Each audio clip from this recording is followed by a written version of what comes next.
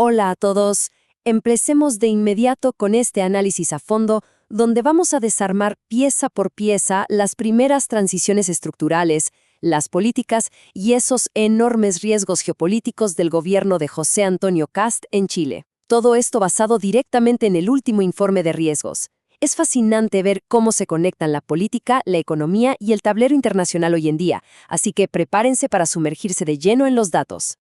Para entender dónde estamos parados hoy, hay que mirar hacia ese mandato histórico de diciembre de 2025.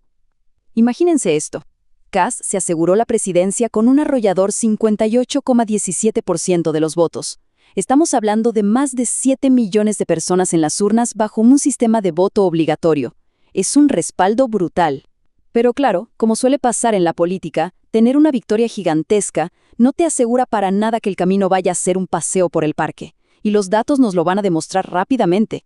Entonces, ¿qué vamos a revisar hoy? Pasaremos rápido por 6 puntos clave: el cambio político inicial, las grandes reformas económicas, la seguridad en el sur, el controversial manejo de la inmigración, ese delicado equilibrio geopolítico entre potencias y, finalmente, un mapa de riesgos estratégicos completo.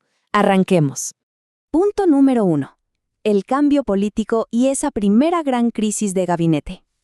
Desde el día 1, el gobierno chocó de frente con una realidad súper dura, un Congreso totalmente fragmentado.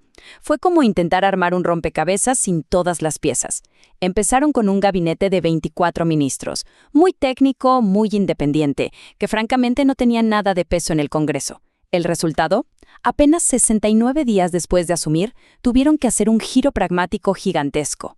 Redujeron el gabinete a 22 ministerios y se apoyaron con todo en la derecha tradicional para intentar ganar algo de músculo y poder de negociación. Pero aquí viene una paradoja tremenda que nos muestran las encuestas.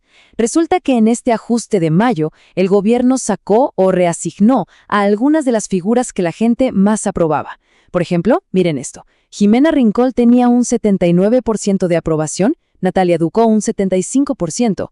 Sin embargo, en esta desesperación por armar lo que llamaron un gobierno de emergencia y conseguir apoyo legislativo, terminaron sacrificando a estas figuras tan populares y de paso perdieron la paridad de género inicial, todo en nombre del pragmatismo político.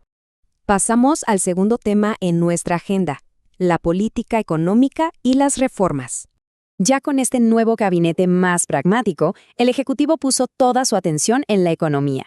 Y vaya que los números que heredaron daban dolor de cabeza.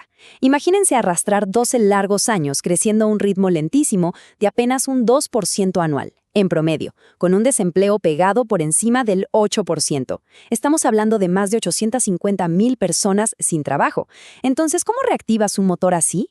Para el ministro de Hacienda, Jorge Quirós, la solución era clarísima. Había que soltarle las amarras al sector privado. Ahí es donde entra su gran apuesta, el llamado Proyecto de Ley de Reconstrucción Nacional.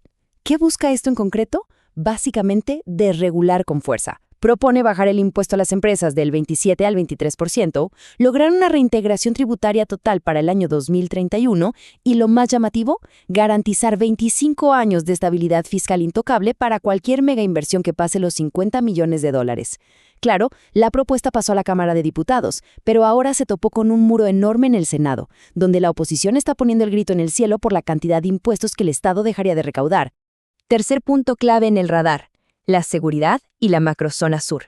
Como sabemos, no hay forma de que la economía crezca de verdad si el país no es seguro, y esto nos lleva a ilustrar la primera crisis mayúscula de la administración. Vean esta línea de tiempo, es de no creer. En solo 69 días vimos caer a la ministra de Seguridad, Trinidad Steinert, que venía con un perfil de línea durísima. Todo empezó con choques internos con la inteligencia de la PDI, luego problemas con la Contraloría, pero la gota que derramó el vaso fue en una entrevista de radio. Ahí, en vivo, admitió que literalmente no tenía un plan de seguridad estructurado. Imagínense el impacto. Obviamente, con un rechazo público del 64%, su salida fue inmediata y forzosa. Al mismo tiempo, y con el nuevo ministro Martín Arrau a cargo, el gobierno decidió pisar el acelerador a fondo en la macrozona sur. Las medidas que pusieron sobre la mesa son radicales. Proponen no solo extender el estado de emergencia, sino darle poderes autónomos a los militares para actuar sin la policía, crear un mando unificado y enviar ingeniería militar para proteger las rutas de suministro clave frente a la violencia rural. Es un salto enorme hacia la militarización territorial. Vamos con el cuarto tema, la gestión de la inmigración y sus profundas controversias. Toda esta fricción política interna se contagió rapidísimo a otro tema súper caliente, el estricto control de la inmigración irregular. Resulta que los países vecinos empezaron a negarse a recibir vuelos de deportación, así que el Ejecutivo sacó de la manga un proyecto de ley bastante polémico. La idea era obligar por ley a los trabajadores de hospitales y escuelas a reportar formalmente a cualquier migrante indocumentado que llegara pidiendo servicios. Básicamente, querían convertir a profesores y enfermeros en agentes migratorios. Bueno, como era de esperarse, esto fue como encender una mecha dentro del propio gobierno. La ministra de Salud, Mai Chomali, salió públicamente a rechazar la medida con todo. Argumentó que obligar a un médico a denunciar a un paciente choca frontalmente con la ética médica básica y pone en altísimo riesgo el control de la salud pública en general. Esto es una muestra súper clara de las profundas fracturas que existen incluso dentro de la misma base de apoyo del gobierno. Saltamos al quinto punto, el tremendo ajedrez geopolítico con Estados Unidos, China e India. Si pensaban que las cosas estaban complejas a nivel interno, esperen a ver el panorama internacional. Aquí, el país está haciendo un malabarismo de altísimo riesgo. El ministro de Relaciones Exteriores, Francisco Pérez Mackenna, tiene encima un dilema gigantesco. Por un lado, el gobierno mantiene una alineación ideológica clarísima y fuerte con los Estados Unidos. Pero por el otro, la economía depende hasta la médula del comercio con China. Es estar, literalmente, atrapado entre dos gigantes. Para que vean la magnitud de esta vulnerabilidad, miren este gráfico. Es un dato que simplemente vuela la cabeza. Actualmente, China compra el 75% de todo el cobre y el litio que se produce en Chile. 3/4 partes. Y a eso súmenle el control masivo que tienen sobre la energía local, las telecomunicaciones 5G y los vehículos eléctricos. Tomar partido ideológicamente en contra de tu comprador número uno es una apuesta económicamente aterradora. Entonces, ¿cómo intenta salir de ese aprieto? El gobierno armó una contraofensiva diplomática súper compleja en 3 pasos. Primero, por la fuerte presión de Estados Unidos, tuvieron que frenar proyectos tecnológicos chinos de posible uso dual militar.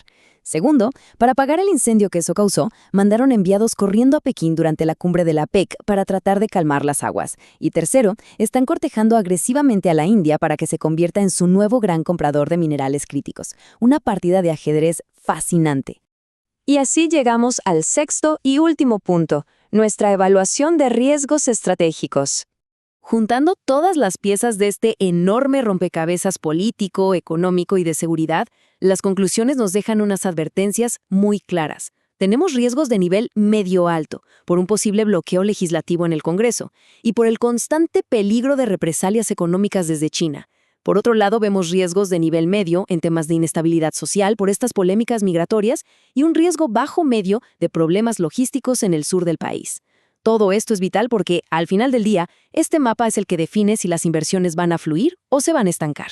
Lo que nos deja con la gran interrogante final, a medida que avanzamos y vemos los efectos de este tremendo giro pragmático hacia la derecha tradicional, la pregunta que todos se hacen es: ¿logrará este gobierno de emergencia conseguir la estabilidad que Chile necesita desesperadamente para implementar reformas?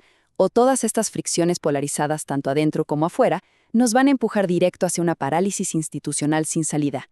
Es una encrucijada apasionante que vamos a seguir monitoreando súper de cerca. Muchísimas gracias por acompañarnos en este recorrido analítico. Nos vemos en el próximo análisis.